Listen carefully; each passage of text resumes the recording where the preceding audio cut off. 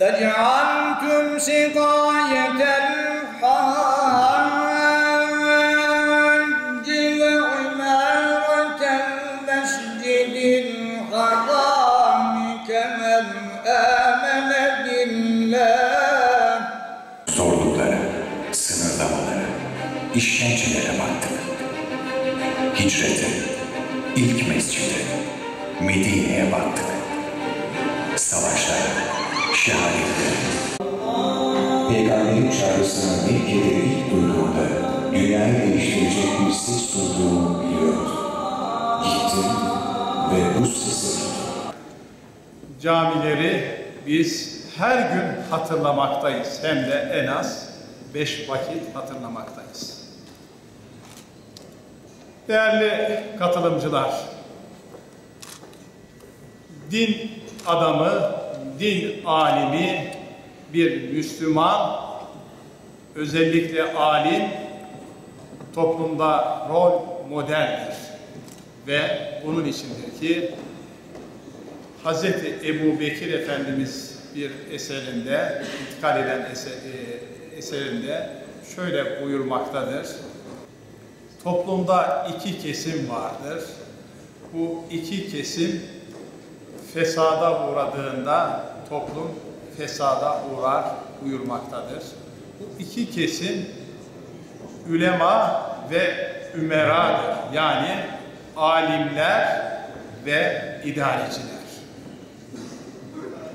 Toplumda alimler fesada uğradığında peşinden amirler de fesada uğramaktadır ve toplum da fesada uğramaktadır. Ülkemizde zaman zaman yaşadığımız sıkıntılara da baktığımızda ülema ve ümeranın bir takım işlerinin iyi gitmediğinin işaretini görmekteyiz. Hiç şüphesiz ki geçmişte 28 Şubat sürecinde maalesef dinin eğitim ve öğretimine bir takım kısıtlamalar getirilmişti. Onun karşılığını biz bugün molotof atan, taş atan gençlik olarak görmekteyiz. Değerli misafirler,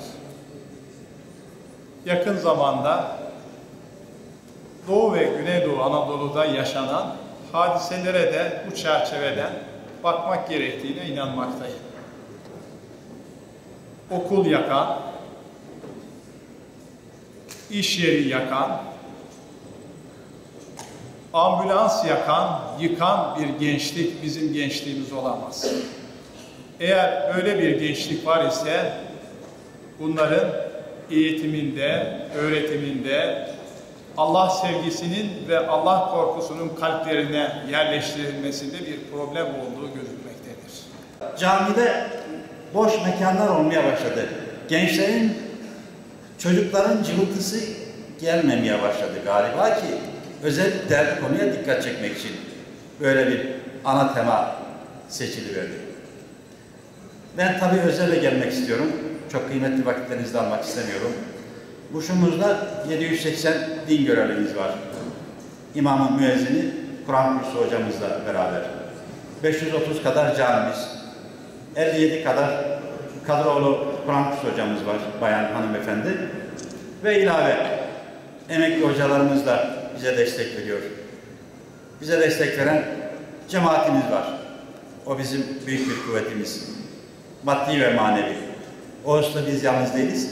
Ama ben kendim şahsen ilmihçisi olarak güzellikler var. Bütün güzellikler size ait. Ben Muş'a geldiğimde camiler var idi.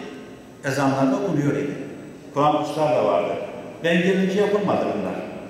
Ben gelmeden önce buradaki insanlar imanlarının gereği, Hoca Efendi'nin okuduğu ayet-i kerimede bahsettiği gibi Allah'a, ahiret gününe imanlarının gereği yapmışlar. Ama bizim eksiğimiz var. Camilerde gençlerimiz az. Bu elhamdülillah bu hususta iyi. Diyanet İşleri Başkanlığı'nın sanıyorum genel bir sloganı geç kalma, genç gel diye. Ben üst kısmını okurken geç kalma, genç kal diye doğrusu hemen aklıma o geldi. Çünkü genelde bizde insanlar genç kalmayı öne çıkarırlar.